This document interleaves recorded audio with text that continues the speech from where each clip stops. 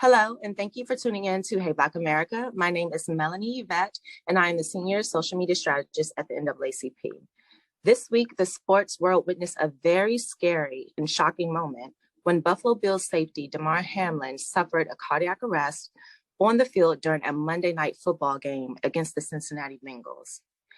As we continue to process what occurred and pray for his recovery, we wanted to discuss heart issues such as cardiac arrest in the Black community. Joining us today to offer insight is registered nurse Cheyenne Redd. Thank you so much, Cheyenne, for joining us. Thank you for having me, Melanie. Of course, I'm so excited to speak with you. Now, I just wanted to begin with a very basic question that I think most want answers to. What is cardiac arrest, and what actually happens when someone experiences this medical issue? Okay, so you all may or may not know that our heart pumps blood, and it pumps, the mechanism in which it is able to pump blood is through electrical mechanisms, okay? There are electrical impulses, I should say, that causes the contractility of the heart, okay? So in a cardiac arrest, that those electrical impulses are no longer happening. So the heart stops pumping blood. Okay. And we all know we need blood. We need blood for the oxygen. We need blood for, it's our nourishment, for our cells, for our brain. And in this unfortunate occurrence, the heart stops pumping. And so we don't get blood to those important areas like our brain. So that is why Damar suddenly passed out in the middle of the game, because his brain was not getting that blood that it needed to nourish it. Okay. And what is the difference between cardiac arrest and a heart attack, if there is one? No, there is. So with a heart attack, the blood is still being able to pump, but the main arteries in the heart are blocked. Okay. So the mechanism, the electric movement is still there. It can still pump, but it's blocked. Okay. So you still have a similar, well, I'm saying similar because death is not always imminent with a heart attack. Okay. Oftentimes people get, they get symptoms. So, you know, they'll feel certain things, their chest hurts. So they know to get to the hospital at that point. Unfortunately, with the cardiac arrest, death is typically imminent unless there's intervention. Wow. So, yep. Now, would you say that heart issues such as cardiac arrest affect the Black community differently than other ethnicities and races? So I would say yes, not particularly cardiac arrest. Just in general, heart disease in general does affect Black communities differently. One, our socioeconomic status, just as a whole, our ability, to get to healthcare or to have appropriate healthcare, prevention. Okay, we're very reactive. Instead of preventing diabetes or high blood pressure, we react with medications, our diets. Okay, so typically, yes, heart disease as a whole does affect our community far worse than it does other communities. Interesting. A lot of people are very shocked at how young he is and experiencing this particular medical issue. First of all, I want to ask you, were you shocked? Are you shocked that a young man at 24 can experience something like cardiac arrest? Yes, I am. Okay. I don't know his medical history. I do believe that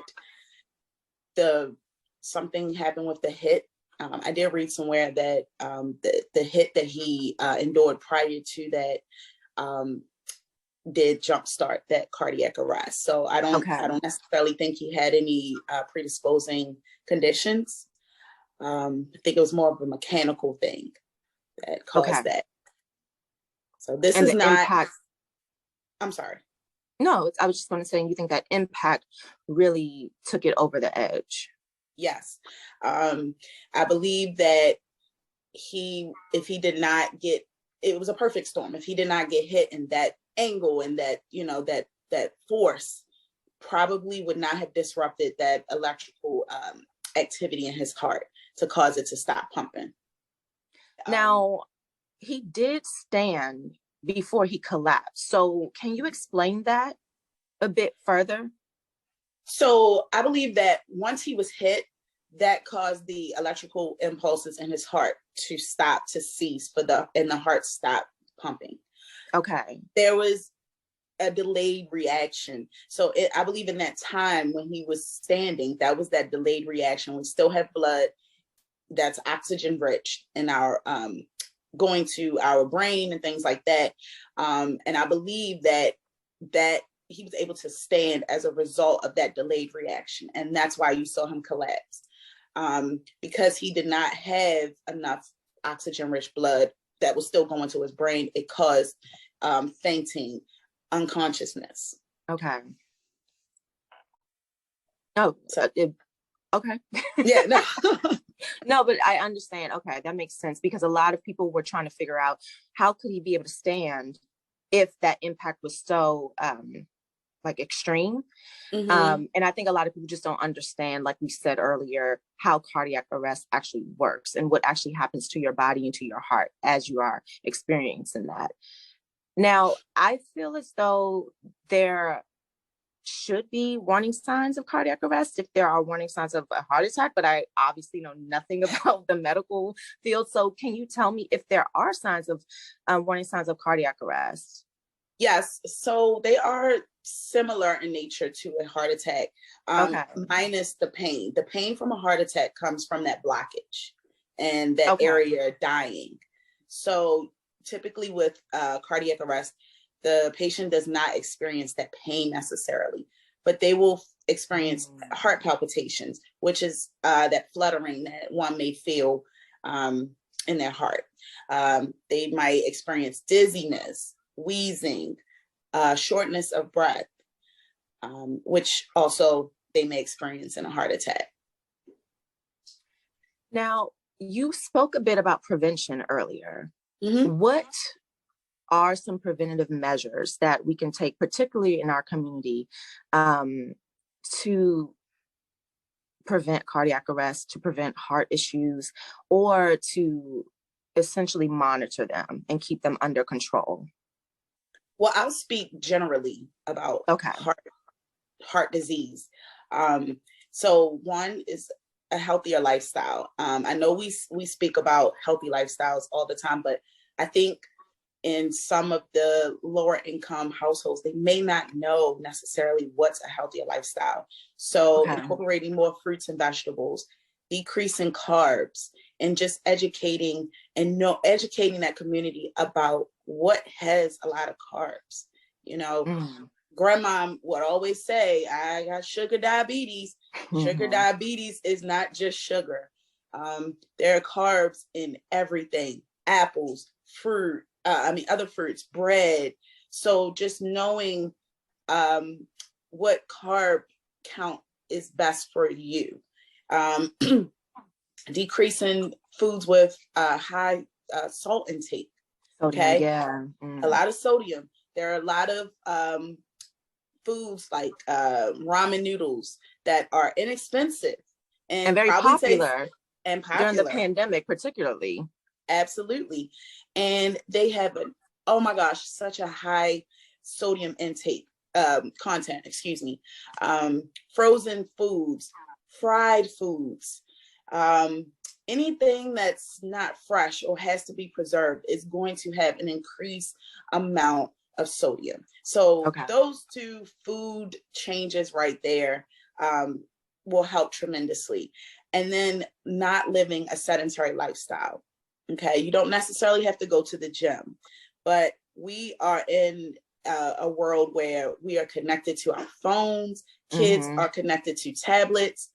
I know my generation, we went outside, We ran, right. we ran with our Until friends. the street light came Street on. lights Okay. came on, right? That's not the case anymore. You know, everything is electronics, PS5, Right. I don't know, the games, you know, Yeah, and right.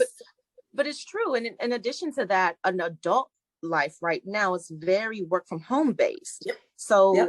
that's also something. We're not getting in our car. We're not even walking to our cars to get on the road and walking into the office, even though those steps might be small, they might matter. I mean, you know, obviously with your expertise, you can say so, but I just thought about that. We wake up and we sit at our desk now because we work from home for the most part.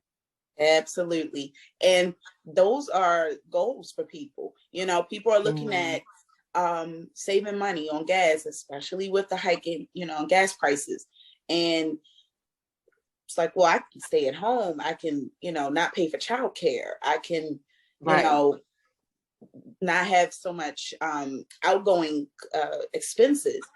But it's hurting us because now we're not getting out, we're not exercising, we're not socializing. But that's another conversation for another day. Right. But it does, I would expect that would still affect your health if you're not healthily socializing, if you're not, you know, even just taking a daily walk. Like what would your suggestion be for someone who does have a very sedentary life? And obviously Damar Hamlin does not. But for those watching and just wanting more information on how to prevent, you know, unfortunate scenarios like this, what kind of very just minimalistic perspective can you give on starting a healthier lifestyle? Is it a short walk every day? Is it 10 jumping jacks in the morning? Like, what would you suggest? You know, it's hard. First of all, you have to have motivation. And I can speak from a very, very personal place about that. It is very hard to be motivated to want to lose weight or be healthy because it's easy to sit on a couch and channel surf or, you know, whatever. It's easy to not move. So what I have started, YouTube is a really good resource. Just type in beginner workouts and it's free. So it's no cost.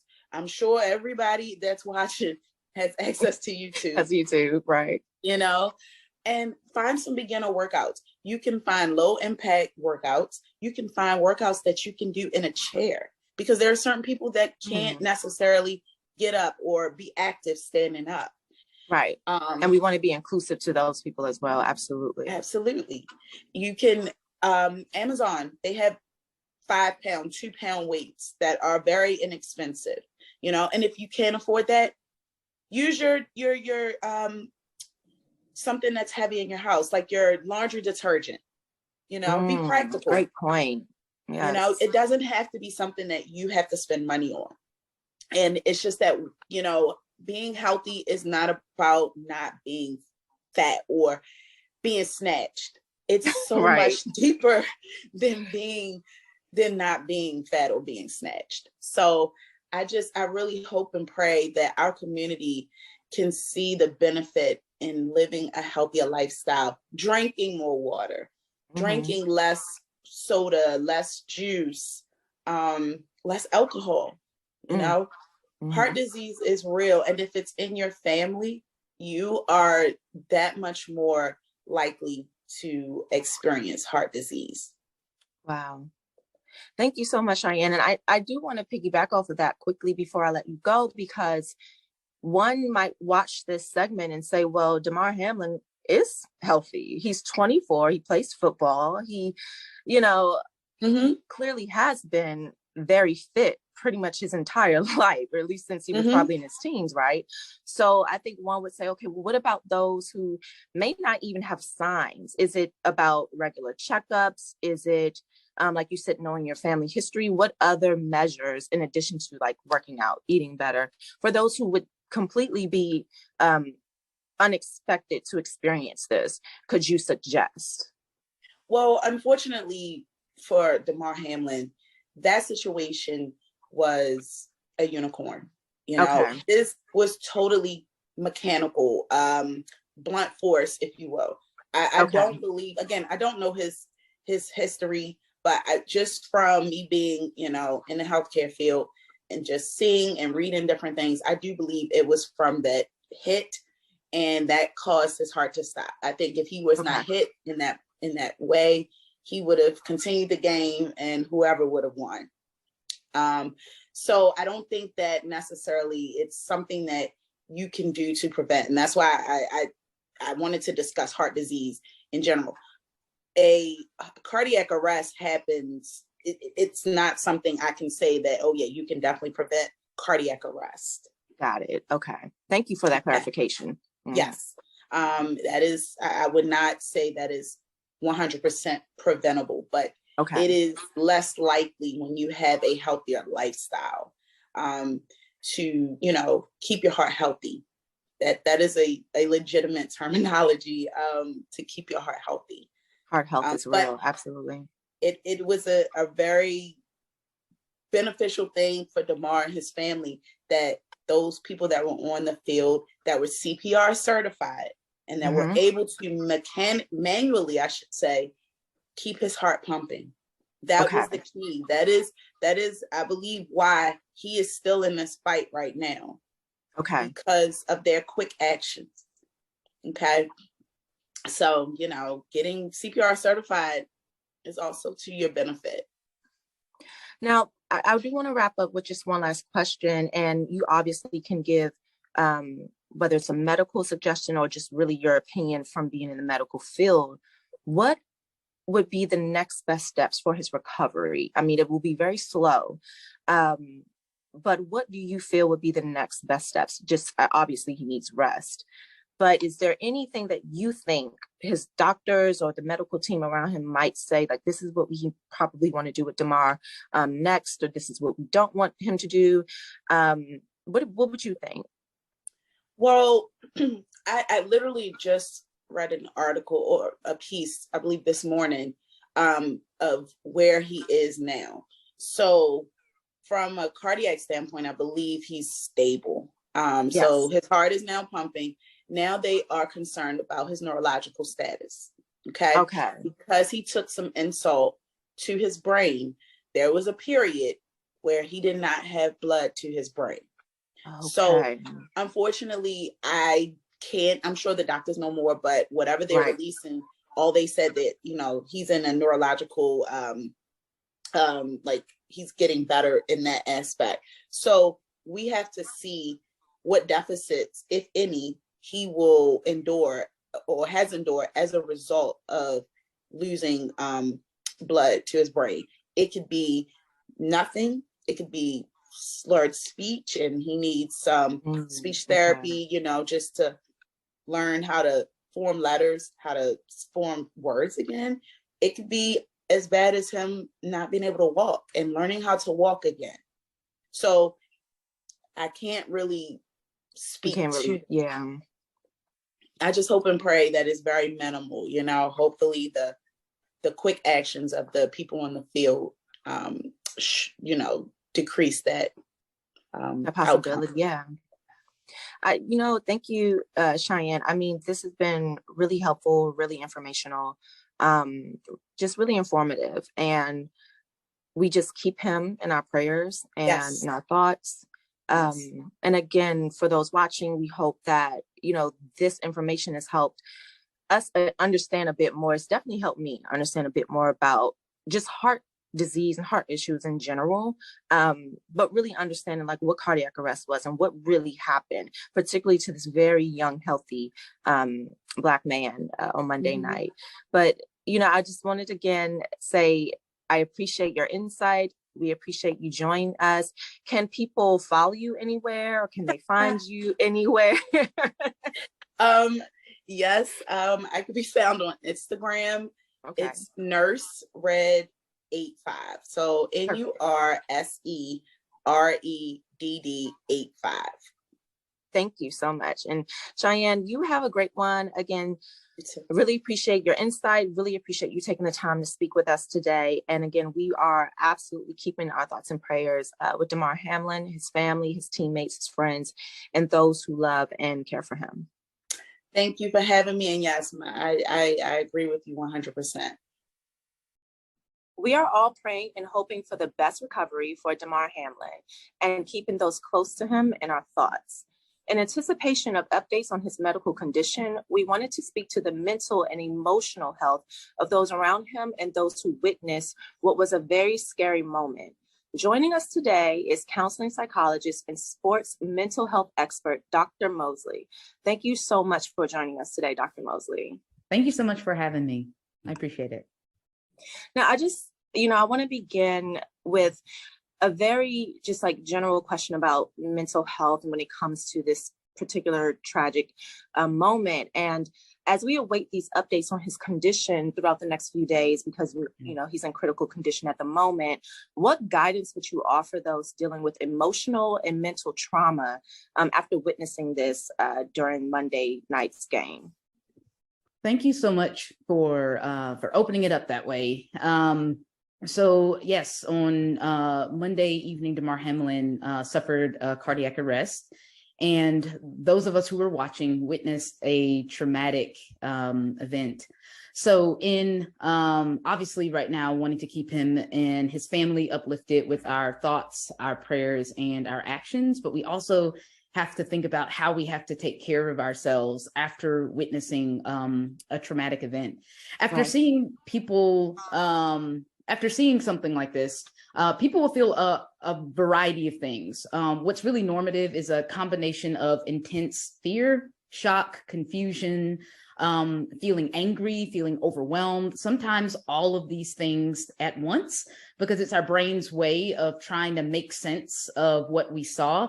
And it was especially jarring and disorienting for us when you think about a very young elite athlete suddenly collapsing.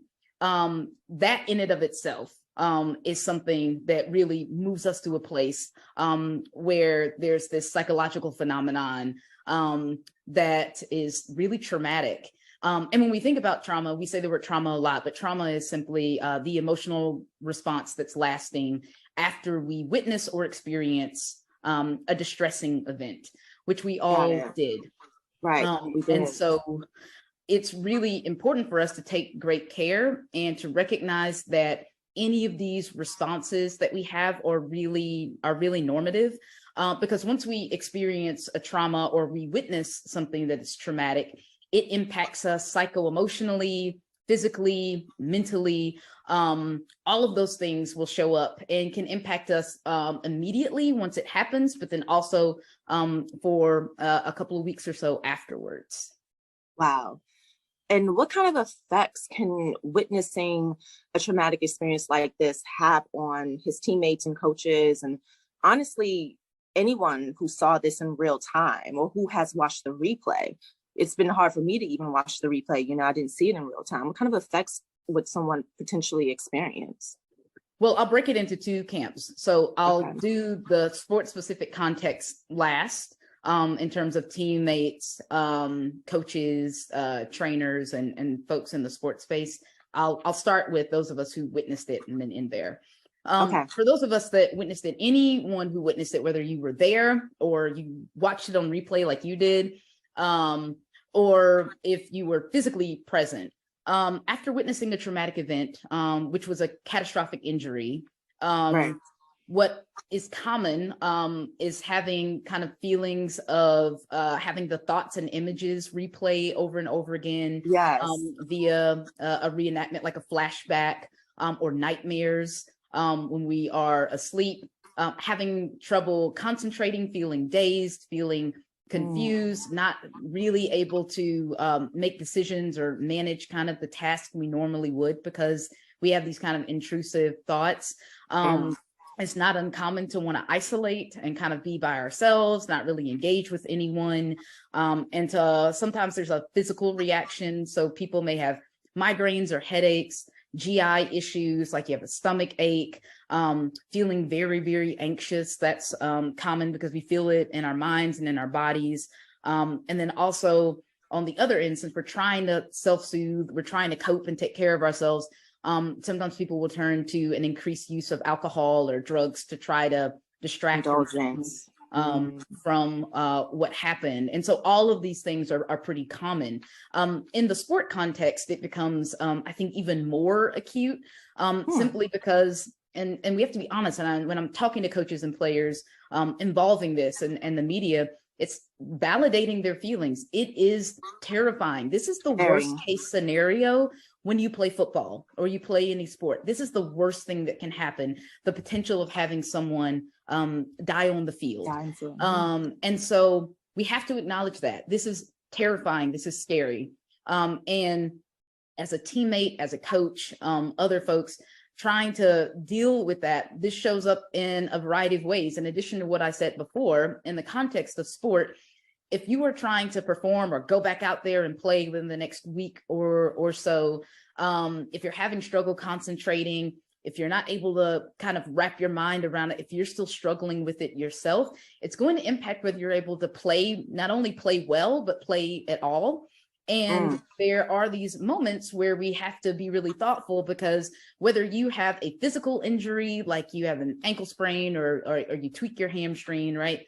Or if you are not in a place to psycho-emotionally play, football is risky. It is a high risk, high contact sport that requires you to be present, requires you to constantly be engaged. If you, as I mentioned before, can't concentrate, you're not sleeping well, you are not able to kind of show up in those moments, it increases the probability that you may actually injure yourself further, or there may be additional accidents. So it's quite harmful to have people go in or move forward before they're ready. And that explanation makes sense as to why people were pushing to completely just end the game. Absolutely. After witnessing that, you're shell shocked. There's no other word for it. And you saw how it played out with the players and the staff and the coaches afterwards. You literally saw every response to the trauma on their faces and their behavior. Very true. Knowing that there was no way, and frankly, there is no way to continue. Nothing prepares you for that, especially when it is so incredibly sudden and so incredibly close in terms of who suffered the injury. So it made sense to call the game, and it makes even more sense to be thoughtful about when it's played again. Thank you. I really appreciate that breakdown. And I think that a lot of people will appreciate you understanding from a sports perspective how it would affect his teammates and players and coaches, and also from just a general perspective of people witnessing, family members, even fans that were there at the stadium. And you know, thinking about it, we saw this resounding silence, and we almost felt that anxiety and that anticipation within the stadium, even as a person watching on television. What actual steps would you advise his teammates and coaches to take in order to rest and emotionally get through the next few days or weeks? Because, you know, I think we will always say we need to rest, we need to relax, we need to, decompress. But I think a lot of people in our community particularly don't always know how to, or we aren't always given the tools to learn how to do that. So what actual steps would you advise? So I'm going to do what I did before. I'm going to separate it into kind of the individual bucket here, and then talk about it from an organizational sport perspective, kind of what we should do as a system in the sports enterprise. So on the individual level, there are some key strategies that we recommend kind of immediately after experiencing or witnessing a traumatic event. The first thing is talking to someone. And when I say someone, I'll get to the other kind of licensed mental health person. But talking to someone about it, whether that is a family member, whether that's a friend, a teammate, a colleague, it can be really uncomfortable, really hard, but it doesn't even require a lot of talking. It's just, hey, I'm having a hard time right now. What I saw really shook me up. Like I'm gonna need a minute, right? So even being able to voice that is really important. And so having people be open to listen. So that becomes really important. Avoiding the use of alcohol and drugs to cope. Those are pretty big. Without judgment, these are ways that we try to cope, but they can be more harmful than helpful. So go ahead. I'm sorry, just to confirm or get more on that, is it more harmful because you will likely indulge more into those substances, or is it just that it numbs you, or is it a collection of reasons why you probably want to avoid those substances? Yeah, that's a great question. The most important one is that they are mood altering substances. So Okay. you are compromised when you are engaging in substances that will alter your mood in a particular way. Okay. Alcohol is a depressant. People don't recognize that, but that is Yeah, the I didn't know chemical that. impact. So it actually does bring you down and exacerbate however you're feeling. So if you feel bad, you will feel worse. It may temporarily numb out, but not only does it potentially long-term make you feel worse, when you're under the influence of drugs and alcohol, I don't have to tell you, we often make decisions we wouldn't make. It also puts us at a higher risk for self-harm behaviors and suicide. And so we want to avoid any of these types of substances when we are not feeling our best, especially when we are grappling with dealing with something traumatic. Okay. Thank you for that. I didn't mean to interrupt. I just wanted to get a little bit more info on that. This is I don't think a lot of people know that alcohol. Yeah, I don't think they know it could be a depressant. It is. It has the kind of same qualities and components of some other chemicals that will that are downers, so to speak, that are depressants. Okay. Engaging in physical activity is really important. I want to be clear about the physical activity. It doesn't necessarily mean walking out. Working out. It could be taking a walk. It could be gardening, puzzling, baking, something tactile that allows you to discharge some physical energy is important. So to kind of keep moving, you want to make sure you're eating well, that you're hydrating well, and that you're sleeping as much as possible. Because if you feel physically okay or feel physically better, it can help you feel emotionally better. So you want to make sure you're doing these kind of basic needs. Do something you enjoy, something that that pours into you, that you typically would kind of lean into, whether it's going to a place that you enjoy, engaging in activities, spending time with your support system, walking the dog, or spending time with your pets. Do something that makes you typically feel better. Engage in that kind of quickly after. The last thing I will say is sometimes it's harder, even if we're doing all of these things, we're still struggling and we're having a hard time. And that's when I would recommend to speaking to someone who is a mental health professional. Right now, we have a really great resource that is free and confidential and 24/7 available. It's 988. You can text or you can call 988 and have someone that you talk to. It's the National Suicide and Crisis Lifeline. If you don't know anywhere else to go or who to talk to, this number, texting or calling, is really helpful. And it's not just for you, it's also if it's someone that you were worried about, because sometimes it's easier for us to recognize when someone, a friend, a family member, a teammate is not doing well. It's easier for us to see that in them than it is ourselves, because we look out, and not in. And so that's a resource where if you're worried about someone, you can call and they can kind of coach you and talk to you about next steps. So it's a great resource. That's amazing. That's really great advice. Oh, thanks.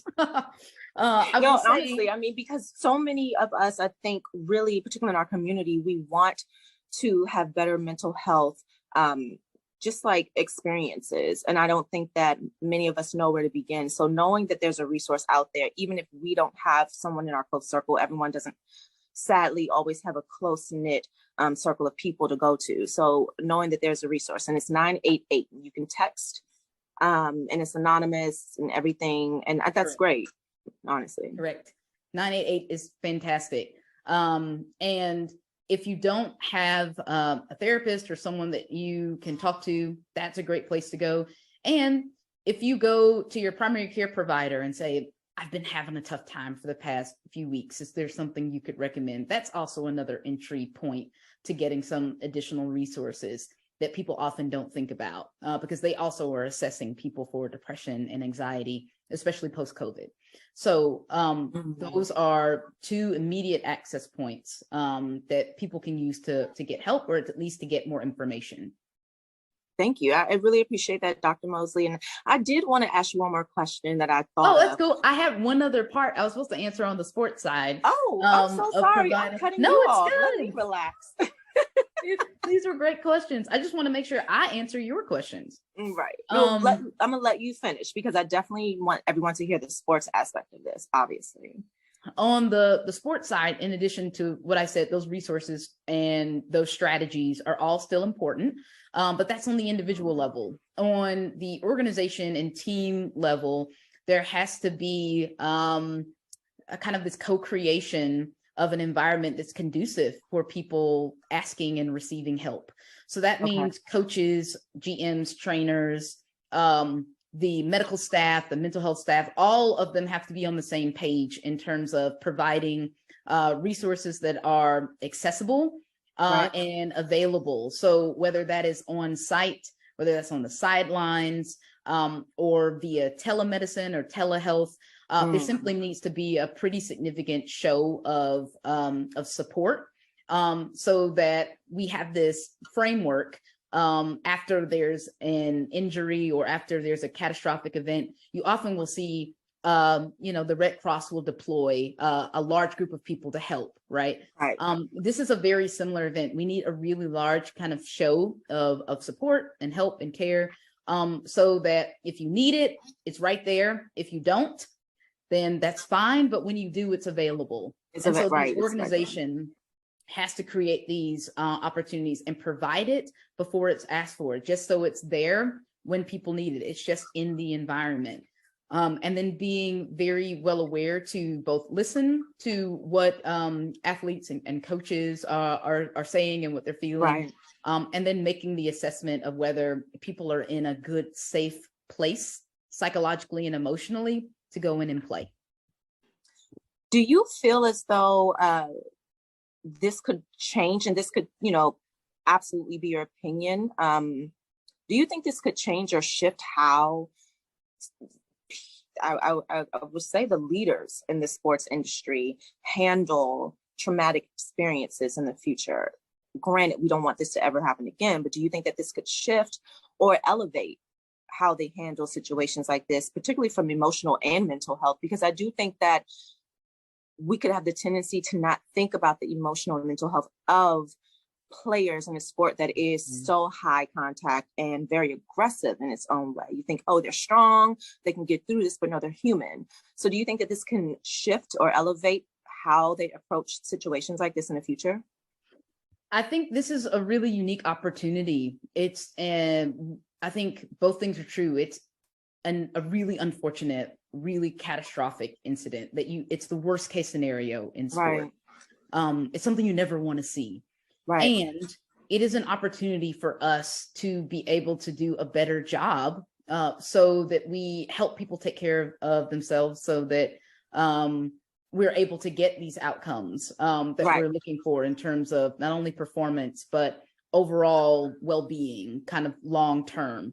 And I do think being able to, vulnerability has been thrown around a lot.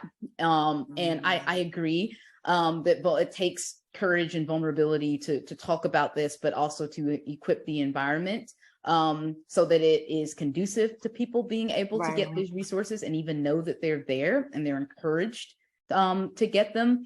But I also think reframing vulnerability is not weak. It's simply authenticity with a risk. And you are in a risky sport. Everything you do is risky. And so being able to say that this may be hard or uncomfortable, there's nothing different about your approach to being an elite athlete, which is hard and uncomfortable, but it's something you commit to do. And so organizationally, and also thinking about sport, because you're absolutely right, and particularly football, there is this persona around you play through the pain, and if you look physically fine, then you must be emotionally fine, right? And that is not the case. Not true. Yeah. And as we, as Maya Angelou would say, right, when we know better, we do better. And exactly, we are at a place where we are recognizing over time that sport has evolved, and the way that we train and coach, even the way that the rules are orchestrated for the game, they continue to evolve and change with the level of physicality and the biomechanics and the strategies and techniques. It makes sense that our approach to preparing athletes also has to change. So it's not just about physical performance. It's also about your mental health, your psycho-emotional health. All of those things are interconnected. Thank you so much. I really appreciate you taking the time to go into depth about this particular experience that has affected so many.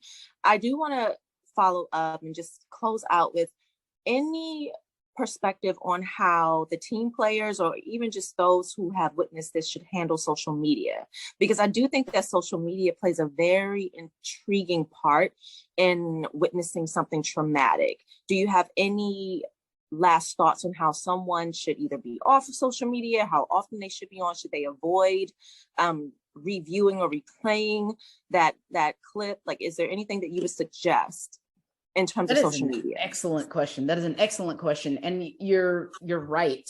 There is a process where we can actually re-traumatize ourselves by continuing to both engage in the content, but also the swirl and the conversation around the content can be really triggering in some ways.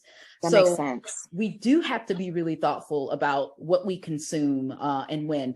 I typically, when I'm working with high performers, athletes, coaches, or otherwise, I have a general rule even outside of this, but it's usually avoiding social media before bedtime and before breakfast. So before you get up and get your day going, avoid getting on social media. You should not be engaging in anything that isn't getting you prepared for the day, that's pouring into you. You should be doing something for yourself first. And then on the other side of it, you should not be engaging in social media before you go to bed, because of the sleep disturbances and the ways in which the light not only impacts you, but the content can keep you awake and impact the quality of your sleep. So you want to focus on winding down at the end of the day. And so those things. Now, in the middle, I think it's important throughout the day to have some boundaries around what you are consuming.